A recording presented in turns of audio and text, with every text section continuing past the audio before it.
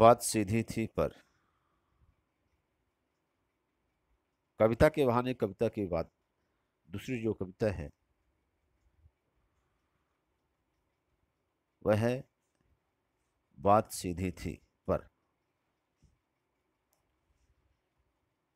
कोई दूसरा नामक कोई दूसरा नहीं इस संग्रह से ली गई है। कविता में कथ्य और माध्यम के द्वंद्व उकेरते हुए भाषा की सहजता की बात कही गई है। हर बात के लिए कुछ खास शब्द नियत होते हैं, ठीक वैसे ही जैसे हर पेंच के लिए एक निश्चित खांचा होता है। अब तक जिन शब्दों को हम एक दूसरे के पर्याय के रूप में जानते रहे हैं, उन सब के भी अपने विशेष अर्थ होते हैं। अच्छी बात या अच्छी कविता को बनाने का जो सबसे अच्छा तरीका होता है, उसके लिए सही बात के लिए सही शब्द जुड़ते चले जाएं। और जब ऐसा होता है तो किसी दबाव या अतिरिक्त मेहनत की जरूरत नहीं पड़ती है और वह काम आसान हो जाता है, सहूलियत से हो जाता है। स्टूडेंट्स, इस बात को अपने शब्दों में मैं बता दूं विषय कि कवि की एक किताब कविताओं का एक संग्रह है जिसका नाम है कोई दूसरा नहीं, एक बुक है। उसमें एक कविता है बात सीधी थी पर, और वही कविता हमारे इस चैप्टर में है।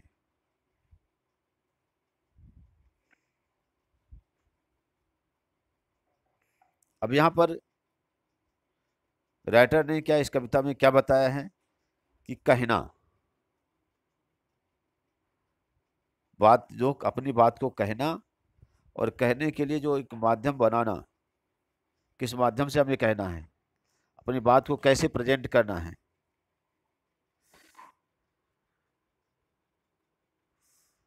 और अपनी उसमें कैसी भाषा सहज होनी चाहिए, इस बात पर कवि ने जोर दिया है। कवि का मानना है कि जैसे नट बोल्ट होते हैं, नहीं पेचकस होते हैं, है ना। नट बोल्ट होते हैं तो नट जैसे होते हैं, और नट के लिए क्या बोल्ट जो होता है वो फिक्स है भाई। अगर नट उसका क्या है 10 नंबर का है तो उसमें बोल्ट जो लगेगा वो 10 ही नंबर का लगेगा, 12 नंबर का नहीं लगेगा। पेचकस जो होगा, है ना, जो कसने के लिए होगा वो, है ना, उससे प्लास वगैरह होगा जो है, ठीक है, लेकिन उसका जो कोई भी काम नहीं करेगा अगर नट है जहाँ पर जो पेंच है उसी के आधार पर नट होगा।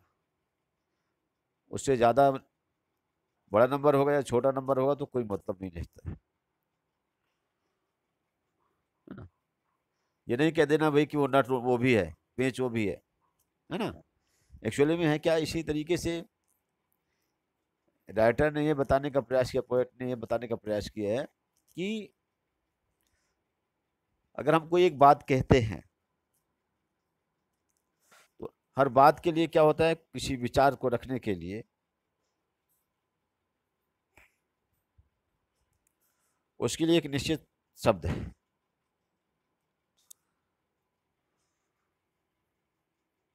ऐसा नहीं कि उसकी जगह कोई दूसरा शब्द, उसका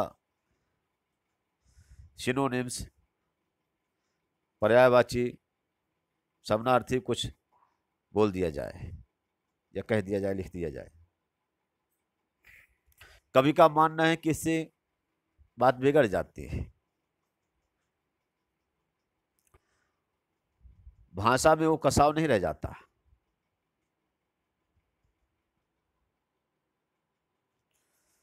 तो अच्छी कविता बनाने के लिए जरूरी इस बात पर हमें ध्यान देना चाहिए कि शब्दों का चयन कैसा, मतलब जो बात आप कह रहे हो उसके लिए उसी के अनुरूप शब्द हों। तो बात आप कह लेंगे, अपनी बात को आप सहजता से कह लेंगे और कोई आपको प्रॉब्लम नहीं होगी, कोई आप पर दबाव नहीं पड़ेगा, कोई आपको ज्यादा मेहनत नहीं करनी पड़ेगी।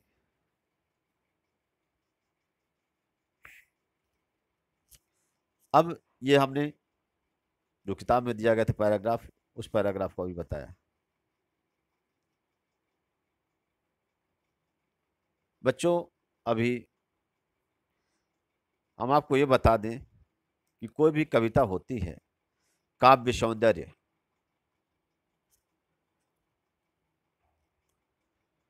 काव्य क्या है, पहले इस पर चर्चा करते हैं। तो रसपूर्ण वाक्य ही काव्य है।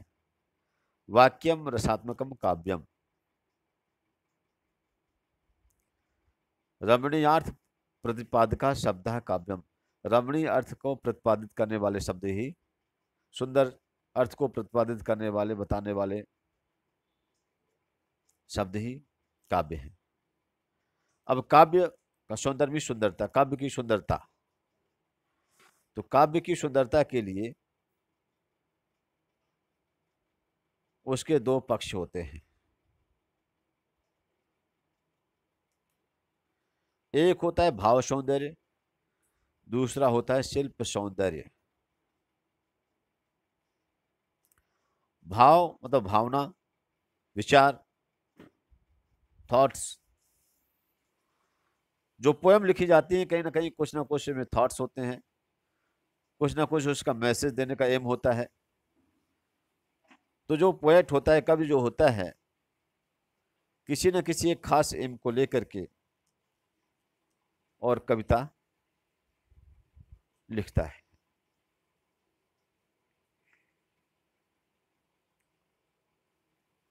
ये उसका भाव हो गया, सुंदरता।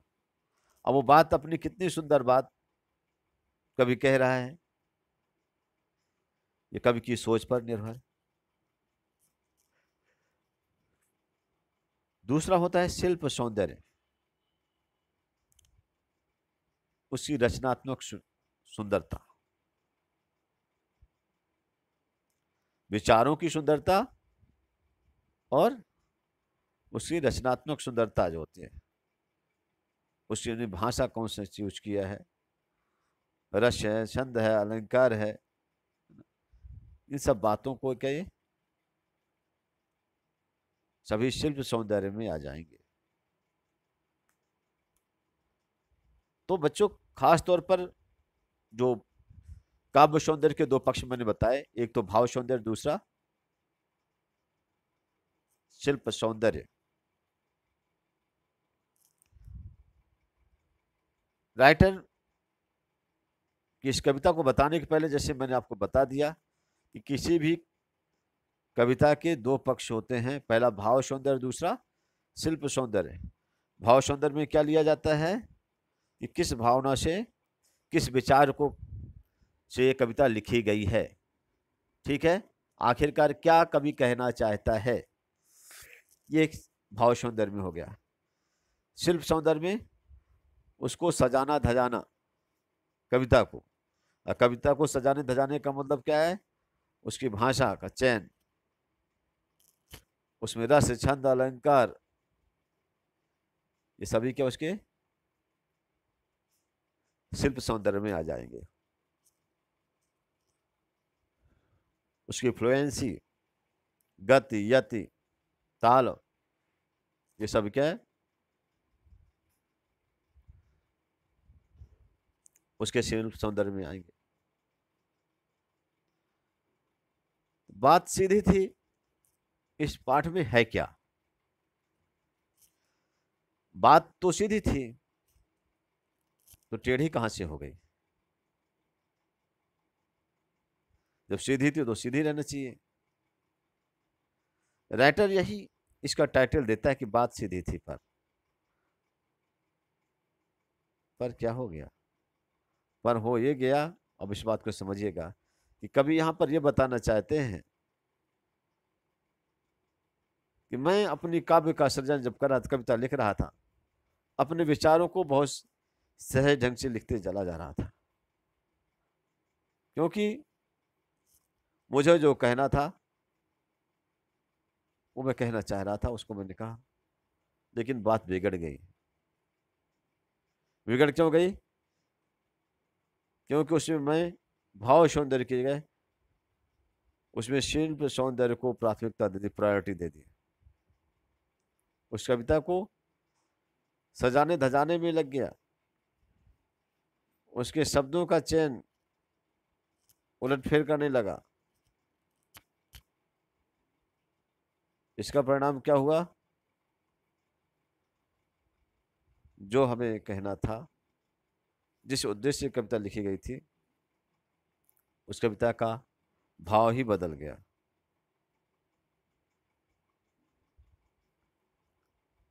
कवि कहता है कि उसमें शब्दों का बदलाव किया गया, आगे किए गए कुछ शब्द पीछे किए गए, उठापटक की गई पूरी कविता में, लेकिन इससे कुछ समस्या का समाधान नहीं हुआ, बात और बिगड़ती चली गई।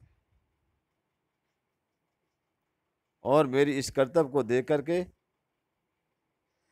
दूसरे लोग कहने लगे कि क्या तुम्हें ये सलीका भी नहीं आता, कि अपनी बात करने का, अपने रखने का सलीका भी तुमसे नहीं आता।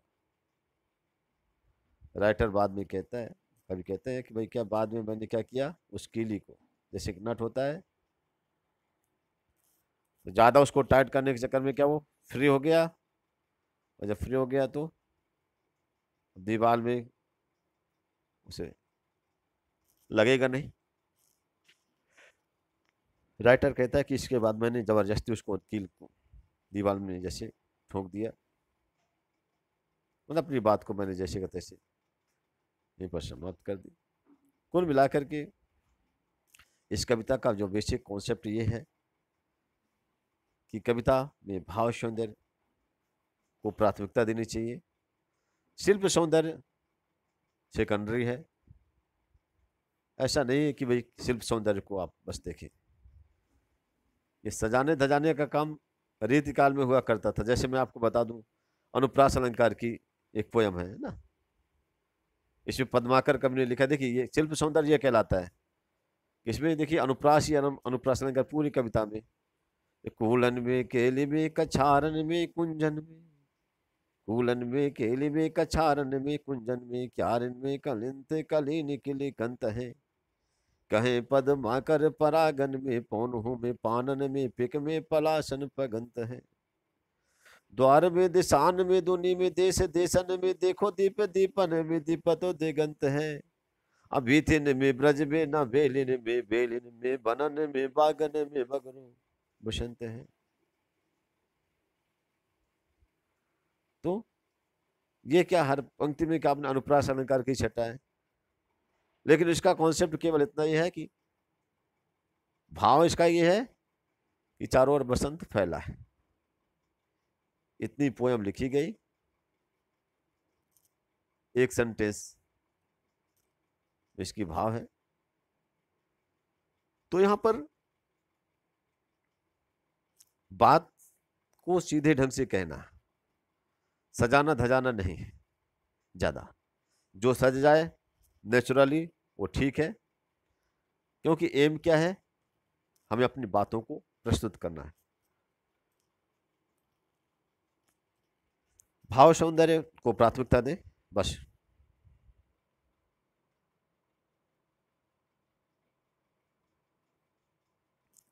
बात सीधी थी, पर एक बार भाषा के चक्कर में जरा टेढ़ी फंस गई। कभी कहता है बात बेहद सहज थी, जो मुझे कथ्य विषय था, जो मुझे कहना था, उस सहज ढंग से कह देना था, लेकिन क्या भाषा का ऐसा चक्कर चला, ऐसे शिल्प सौंदर्य में पड़ गया कि बात क्या है, सीधे ढंग से जो मुझे कहनी थी वो बात क्या है, वो कहने का जो ढंग था वो एकदम बदल गया, बात टेढ़ी हो गई।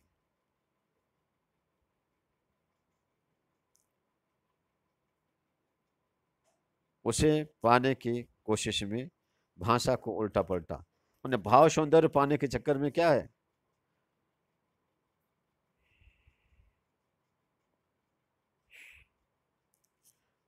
अपने कि भाई हमने क्या किया, बात को सीधे ढंग से करने के लिए अपनी बात कही, लेकिन क्या है इसके बाद क्या है, भाषा के उसे क्या किया, उसे सजाने धजाने में पड़ गए, भाषाई उसमें भाव सौंदर्य शिल्प सौंदर्य में पड़ गए, तो क्या है, भाषा को क्या किया वहां पर, उल्टा पलटा, आगे पीछे किया, तोड़ा मड़ोड़ा, घुमाया फिराया, कि बात या तो बने या फिर भाषा से बाहर आए, लेकिन इससे भाषा के साथ साथ बात और भी पेचीदा होती चली गई। राइटर के कहने का मतलब यह है कि अपने जिस कथ्य विषय को कभी कहना चाहता है,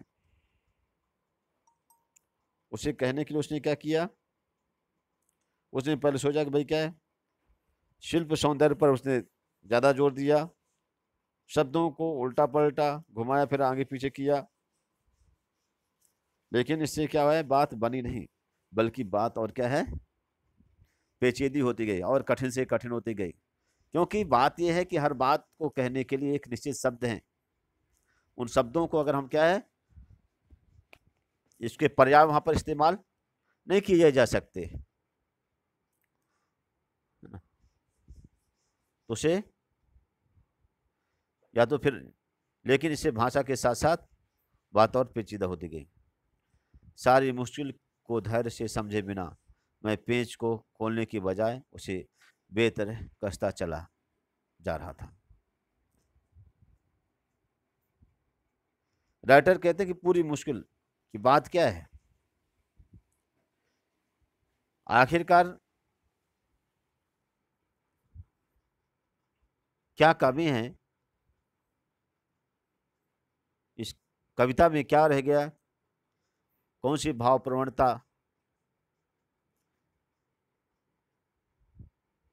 होनी चाहिए जो मुझ में, वो मैंने उसे क्या है, उस भावनाओं को इस कविता में रखने की कोशिश की, इसे सजाने की कोशिश की। गलती कहाँ हो रही है कि जो चीज मैं कहना चाहता हूं वो नहीं कह पा रहा हूं। कब ये नहीं समझ पाया कि आखिरकार क्यों नहीं कह पा रहा है, क्यों बात बिगड़ गई, कि मैं उसे सजाने में लग गया, उसमें शिल्प सौंदर्य में उसमें लग गया। इस बात को कभी कहता है मैं नहीं समझ पाया कि मुश्किल कहाँ है। मुश्किल ये है ना कि जो कहना चाह रहे हैं उसको वैसे ही कह दें, उसको सजाएं धजाएं नहीं, लेकिन ऐसा नहीं हुआ। उसे समझे बिना क्या है, धैर्य के साथ में समस्या क्या है इसे बिना समझे, और कभी कहता है मैं शिल्प सौंदर्य में और ज्यादा उलझा रह गया, तो क्या है, पेंच को खोलने की बजाय मैं उसे और कसता चला गया, अर्थात बात उसे अपने सुलझाने की जगह हमें उसे और ज्यादा उलझाता चला गया। आखिरकार कभी शिल्प सौंदर्य के पीछे क्यों पड़ा है, उस बात का भी कभी ने उल्लेख किया, क्योंकि हर करतब पर मुझे साफ सुनाई दे रही थी तमाशबीनों की शाबाशी और वाह वाह। कभी शिल्प सौंदर्य पर इसलिए ज्यादा जोर दे रहा था क्योंकि उसमें से उसे जो है यह लग रहा था कि इस कविता को सुनने के बाद जो भी लोग होंगे वो क्या करेंगे, उसे शाबाशी देंगे मुझे कि वाह किस तरीके से कविता लिखी गई है, कैसे शब्दों का चयन किया गया है। तो कविता सुनने के बाद जो लोग उसमें गए शाबाशी देंगे, इसके चक्कर में मैं क्या है, उस कविता के शिल्प सौंदर्य पर ज्यादा जोर देता चला गया, उसके भाव सौंदर्य से क्या हो गए, बदलते चले गए।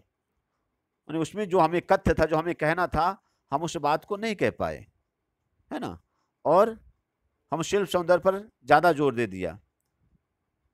क्यों शिल्प सौंदर्य पर जोर दिया, क्योंकि उसकी लोगों की वाहवाही के पाने के चक्कर में, ठीक है। आखिरकार वही हुआ जिसका मुझे डर था, जोर जबरदस्ती से बात की चूड़ी मर गई।